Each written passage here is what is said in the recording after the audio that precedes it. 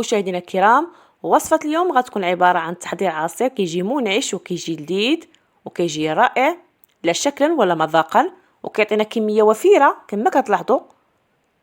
هذا العصير غادي نحطو بجوج ديال المكونات اللي هي التفاح والحامض. في بداية الفيديو خليت لكم صور ديال عصائر اخرى سبق لي حضرتها معكم في القناة. بالنسبة للناس اللي باقي ما شاهدوهاش كنتمنى يشاهدوها في القناة ديالي. غادي نخلي لكم الروابط ديال هاد العصائر، تابعوا معايا الفيديو حتى الاخير. بالنسبه للمكونات عندي هنا جوج ديال الحامضات. انا عندي هنا حامض حجم متوسط، الا كنتو كتوفروا على حامضه كبيره ممكن تستعملوها. من الاحسن الحامض يكون فيه الماء وكل لون ديالو اصفر على هذا الشكل هذا. وايضا غنحتاج واحد الكميه ديال التفاح، تقريبا عندي هنا كيلو ديال التفاح تقريبا. من الاحسن تستعملوا هذا التفاح كتكون اللون ديال القشره ديالو خضراء، او ممكن تستعملوا القشره الصفراء، لانني هذا العصير غادي نحضروا بالتفاح بالقشره ديالو. ما تستعملوش التفاح اللي القشره ديالو حمراء، ما كيجيش زوين في هذا العصير.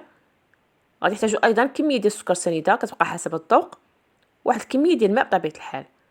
في الاول غناخذ هذا الحامض وغادي نحك القشره ديالو. يعني حاولوا فاش تكونوا كتحكوا هذه القشره ما توصلوش ديك القشره البيضاء، لانكم الا استعملتوها غادي يجيكم العصير فيه النكهه ديال المروره، ما غاديش يجيكم زوين. انا فقط كنستعمل غير القشره الفوقانيه، ديك القشره الصفراء كنحكوها بواحد الحكاكه رقيقه على هذا الشكل هذا. يعني كالعاده كنزول ليه القشره ديالو البيضاء، وكنزول ايضا داك الخيط تكون في الوسط، ولا كان فيه شي عظام كنزولوها حتى هي. يعني حاولوا تنقيو هذا الحامض جيدا، قطعوا دوائر وضعوه جانبا. الان غادي ناخذ التفاح وغادي نقطعو على شكل شرائح. انا غادي نستعمل التفاح بالقشره ديالو، كنزولي فقط داك اللب ديال التفاح على هذا الشكل هذا. غادي نستمر حتى غادي نكمل هاد الكميه اللي عندي ديال التفاح. كنقطع على هذا الشكل. ضروري تخليو القشره ديالو بطبيعه الحال. التفاح خصو يكون مغسول، يعني معقمينه ومنظفينه جيدا. انا هنا كنزول العظام في هذا الحامض وهذا الخيط ايضا. انا غادي نستمر نلتقي تتمه. هذا هو الشكل ديال التفاح بعد ما قطعته شرائح. كناخذ كاسرول كنوضع فيها هذه الكميه ديال التفاح. يعني نتوما ماشي بالضروره تستعملوا هذه الكميه كامله ديال التفاح، يعني كل ما كثرتوا من التفاح والحامض يعطيكم كميه وفيره. ممكن تستعملوا فقط 4 تفاحات مثلا او 5 مع حامضه كبيره. من بعد وضعت هذا التفاح في كاسرول، وضعت عليه هذيك الشرائح ديال الحامض وقشره ديال الحامض ايضا. كنوضع في الاول غير واحد 3 معالق ديال السكر سنيده، وغادي نوضعها فوق النار. ضروري هنا غنضيف الماء تقريبا واحد لتر ديال الماء على هذا الشكل هذا. غادي نوضعها فوق النار حتى تغلى، وغادي نخليها واحد 5 دقائق. انا وضعتها فوق النار حتى كتغلى، عاد كنحسب لها 5 دقائق. انني عندي هاد النوع ديال التفاح شويه قاصح شويه، غير كيغلى ديك 5 دقائق. يعني ما كتحسبوش لي 5 دقائق من الاول، يعني حتى يغلى عاد كتحسبوها له. غادي نوضعوه جانبا حتى كيبرد، يعني ماشي تقريبا يبرد، يعني يدفى، كيبقى دافي شويه باش كيطحن لكم جيدا. كنقسم هاد الكميه على جوج. كنوضع الكميه الاولى في الطحانه الكهربائيه، كنطحنها جيدا. من بعد ما طحنت هاد الخليط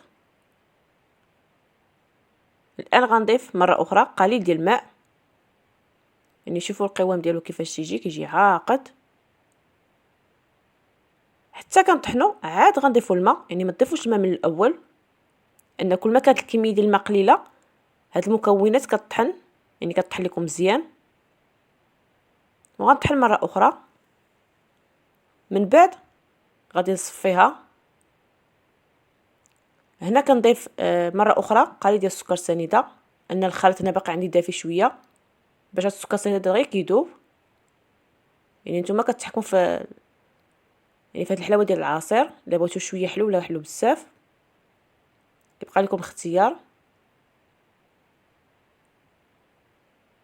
ضروري هاد العصير كتصفيوه باش كتزولوا ديك القشره ديال التفاح.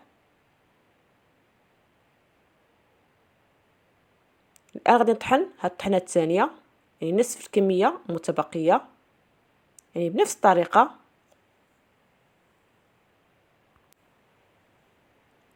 انا هنا كنضيف الكاسرول واحد الكميه اخرى ديال الماء. انا الكاسرول بقات ليا فيها شويه سكر سنيده، كنضيف على الخليط مره اخرى وكنعاود نطحن.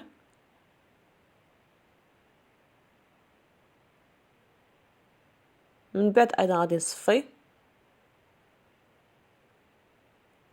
في هذه المرحله هذه كيبقى لكم نتوما الاختيار، هنا كتحكموا في القوام ديال هذا العصير، يعني بغيتو يجيكم ثقيل اولا خفيف كتبقاو تضيفوا كميه ديال الماء غير بشويه بشويه حتى كتوصلوا للنتيجه اللي بغيتو تحصلوا عليها. فاش تكونوا كتضيفوا الماء يعني ما تضيفوش دفعه واحده، دائما مع التحراك، يعني كتحركوا باش كتشوفوا الخليط كيفاش جاكم. ضيفوا غير بشويه بشويه ومره مره خذوا واحد الكميه منه وذوقوا حتى تحصلوا على النتيجه اللي بغيتو.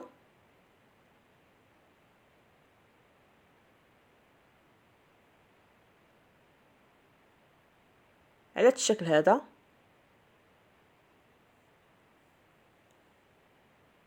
تنبقى نحرك ونضيف. ممكن تضيفوا السكر سنيده بطبيعه الحال،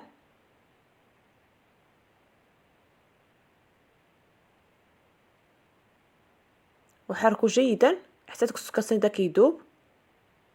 يعني ما بقاش تضيفوا السكر كميه كثيره في الاخر كيبقى السكر لتحت، في الاخر غيجيكم العصير حلو بزاف. يعني ديروا واحد الكميه قليله فقط وخليه واحد شويه عاد حركوا.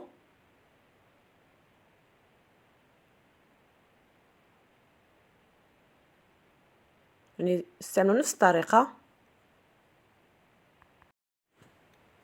انا اي عصير كنحضروا ديك الرغوه اللي كتكون من الفوق او ديك الشكوشه كنزولها، انكم لا خليتوها كتخلي واحد المروره في العصير، ايضا حيت الشكل ديالهم كيجي زوين، فلهذا انا كنفضل نحيدها اي نزولها.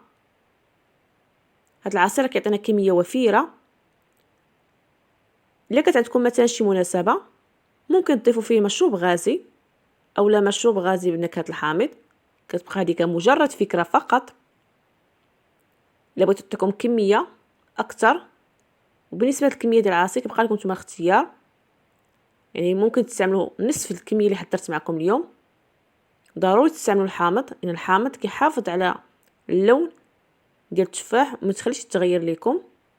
وتاكد عليها استعملوا قشره تكون يا صفراء يا خضراء. وهذا العصير احسن تشربوه بارد، وكل ما برد جيدا كتلقى ديك النكهه ديالو. كنتمنى هذه الوصفه تنال الاعجاب ديالكم وتجربوها. تخليو لي شي لايك وشي تعليق. بالنسبه للناس اللي اول مره كيزوروا القناه ما تنساوش تضغطوا على الجرس باش دائما يوصلكم جديد. وكنشكركم جزيل الشكر، تقول لكم مع السلامه الى فيديو لاحق ان شاء الله.